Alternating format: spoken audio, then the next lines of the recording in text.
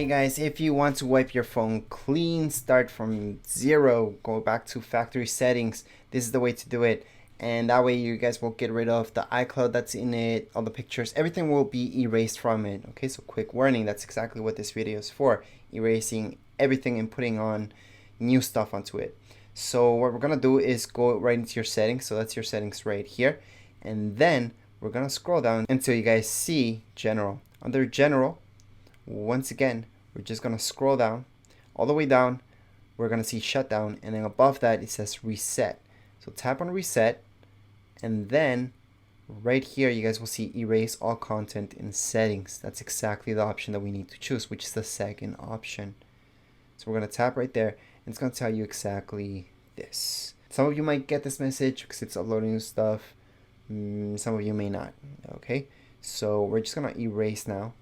If you guys had a passcode, it will ask you for a passcode. If you guys don't, it will not. Right now it's saying to erase iPhone. I'm gonna go ahead and click on that.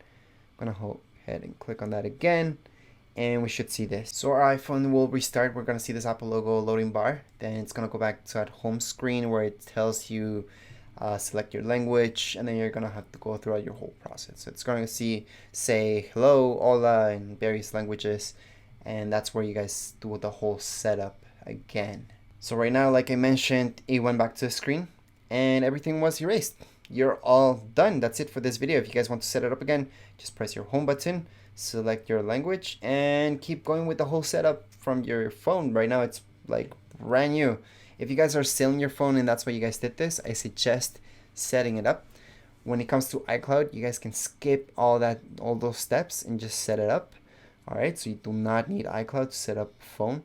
You guys can skip those steps once again. You don't need to put a passcode. Again, you guys can skip those steps as well and just have it set up so people can try out your phone if that's why you're doing this. Anyways, that would be it for this video tutorial.